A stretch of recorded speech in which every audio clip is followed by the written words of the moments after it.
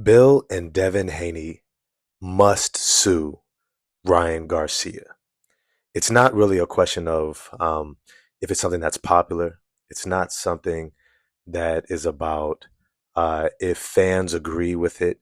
This is a criminal legal matter at this point, and this is exactly where it should be because the sport of boxing is a business. And I think that when we lose sight of that, we get caught up into narratives that make things extremely toxic and intolerable for fans in general. I want to dive into that in this video. If you like it, hit subscribe, the like button, hit the bell for notifications. Look, this is something I've been thinking about for a while, and this isn't some like flippant response. But I think that something that has to be acknowledged is that within our cultural society, where intentional narratives are created that perpetuate normalcies and business practices that lead to outcomes and things that people try to repeat and to do over again and to follow that system of success. We have to understand how problematic and how dangerous Ryan Garcia is to the sport of boxing and any combat sport in general. The first thing that I want to point out is that Ryan Garcia admitted, admitted, admitted to not just betting on himself, like literally like putting in an actual bet, betting money with a sports bookie on his fight. Not only did he admit that, but then he lied to fans and to everyone and said that he did not take performance enhancing drugs. On top of that, he intentionally cheated the sport by coming in overweight intentionally. Now, I know most novices don't really see 3 pounds overweight at a weigh in as a big deal. For individuals who follow boxing and understand the fight game, weight matters, which is exactly why they have weight classes. It is very intentional because someone over a certain weight has such a distinct advantage that it changes the outcome or the shape of the fight in general. And so they created the weight classes to protect fighters and to ensure a genuineness of outcomes that we can trust and we can genuinely celebrate. And we can say, yes, this is a true victory. This is how we measure it. It's how it's been done for over 100 years now. And it's very important. Now, the thing after that is the lying, is the lying about taking performance enhancing drugs. Look, people, I think a good visual, a great visual actually, is Rocky, right? The Sylvester Stallone, um, uh, uh, uh, boxing. You know, we all watched it. You know, I'm a big fan of the Rocky series, into the Creed series, right? And you have Drago and all that. And there was something that we saw in the Drago versus Creed match, that Drago was getting souped up on anabolic steroids, right? And this is like back in the 80s, 90s, right? Where they, big old needle and shoot him up and he's getting all big. This is the Arnold Schwarzenegger era. This is before the whole, Sammy and Mark McGuire and all that stuff, right?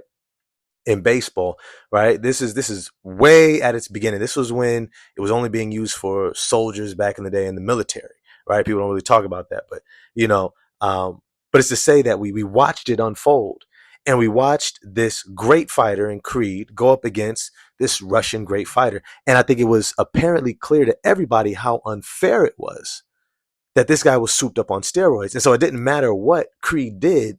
It was like hitting a brick wall. This guy just bounced back. And then when he demolished Creed and ended up actually taking his life, right? We saw the fallout. We were all emotionally invested into it, which is why we all rooted for Rocky to be able to come back and stop him and beat him, right? We all like felt that fervor. But something to keep in mind is that things evolve over time, and science has improved over time, and it's gotten better and more sophisticated. And now you have drugs that are so powerfully strong. You don't need to shoot up this huge needle over and over and over again every time you work out. You take a little bit of it. You take a pill, you take a capsule, you take a lotion rub, and you rub it in. And this has lasting effects for days, for weeks, right? And allows you to recover faster. It allows you to be more performative and explosive. You're able to do so many different things with it. And it's so dangerous when it comes to the fight game that they have outlawed it. They have banned it. They said you can't even have a smidge, a tiny bit of this, because we understand what an advantage it gives you. And what's a shame is that you see a lot of fans acting like it's nothing, and it really is pointing to the ignorance of the majority of fans. And it's not to call them ignorant as in stupid. It's to say that there is a lack of education around why performance enhancing drugs are looked at so demonizingly, especially in combat sports. And this is the next point, is that in combat sports, you are literally risking your life.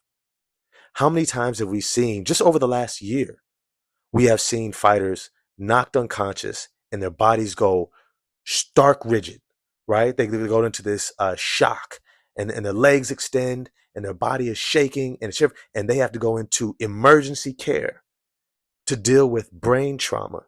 It might never be the same again. We've had fighters who've actually died after leaving the ring and going into the ER, and there's nothing that they could do. There's too much swelling around the brain, right? So to understand that they're literally putting their lives on the line for this sport, and the only thing that keeps it from being something that is truly barbaric and dehumanizing versus something that can be called an art form or a sport is that there are certain boundaries in place. There are certain agreements that say, hey, we know what we're getting into when we step in the ring, and we can make that decision in our own minds to say, yes, I determine that I want to get into this position. No one ever signs anything to say they want to go into combat sports and it's okay if somebody uses a steroid, because of the significant advantage it gives them.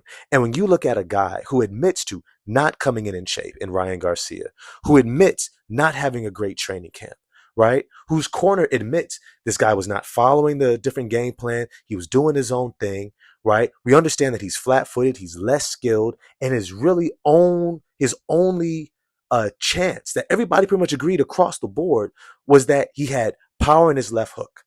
And that was his best bet. But if Devin could avoid that, he was going to be able to beat him. That was almost across the board. Now, some people still bet on Ryan, and a lot of people, the majority, still bet on Devin Haney. But when you saw a guy who, when you saw his performance, if you take away the power punching, and I know that's a major part of it, he didn't show you this great skill, this overwhelming a development of his defense and his footwork and his ability to navigate the ring and cut things off. No, he was simply punching the hell out of Devin Haney. And when you ask yourself, is this something that is normal, even for Ryan Garcia? Even in his other fights, we've never seen this amount of power. We've never seen this level of explosiveness through an entire fight for 12 rounds against a champion, against an undisputed champion. This is what we saw take place. And what is dangerous is if fighters start to believe that this is the pattern to copy, that this is okay, that this is actually not just productive, but it is profitable, and that this is a framework for moving forward. Honestly, I think that Mayweather is probably kicking himself because of how it tarnishes his own legacy that he's now tied to this. Because Ryan Garcia basically snitched him out and said, oh, Floyd told me to do it. And he did it. And it paid off. The damage that he did to Devin Haney's mind, his brain, if you follow boxing, you understand how razor sharp that edge of confidence is and how it can tip you either way in fights. Just look at Conor McGregor. He was never the same after he faced, what's his name? The name is slipping my mind, right? But everybody knows who I'm talking about, right? When he was demolished, when this guy said, look, you've been talking about my culture, you talked about my religion, I'm going to break you. And he did it Conor McGregor has never been the same again, and now he's retired. He's out the fight game. We understand what these beatings can do and how it impacts your long-term earning potential. So the reason why that Haney's need to sue him is, on one side, it's for the sport of boxing itself. There needs to be a clear message that this cannot be allowed ever, ever, ever. They need to make sure that he is sued so bad that fighters are terrified to even think about testing positive, not just for Ostarine, but for any performance enhancing drug again. They need to see such an example that this becomes the standard to say, if we catch this in you, you're not only banned for an extended amount of time, not a little 3 months, not a little 6 months, you're going to be banned for years. And you will have a civil suit to deal with where the opposing fighter is suing you, and you have to deal with a criminal charge, because now this is assault. This is assault outside of the agreement on what was set up for this combat sport that you tested positive for multiple times. Now they're showing up to 4 different tests that he tested positive for. This is not a one-off. This is not tampered with some meat. Like, people have to understand how dangerous this is. This is a combat sport. This is not baseball where you're just breaking records, right? Where it's for fun. Nobody's life is on the line if you hit 80 home runs. Nobody's family's livelihood is on the line if you get some extra touchdowns. Well, actually, it might be if you're a linebacker and you're lighting somebody up. Right? We saw that on any given Sunday, right? But it's just to say that this is a combat sport, and it must be taken seriously. On the other side of it, the damage is done to Devin Haney. Look, we all seen what happened to Errol Spence, not just after his car accident, but then after coming back looking great against Danny Garcia, looking great against Yordenis Ugas. And then he gets in there with Terrence Bud Crawford, and the beating he took, he does not look the same. We have not seen him fight since. He has had more surgeries. He may not ever come back.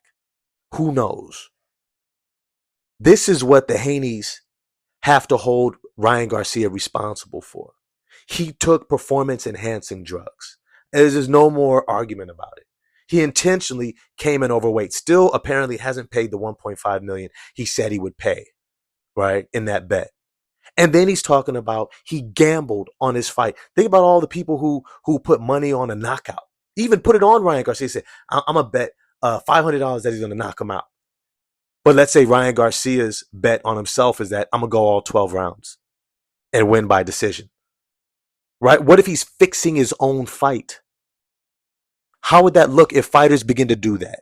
This is what we have to begin to consider when we think about what is taking place in this situation. And I hope you all too do too. Holler at me in the comment section, like, subscribe, hit the bell for notifications, and I'm out. Peace.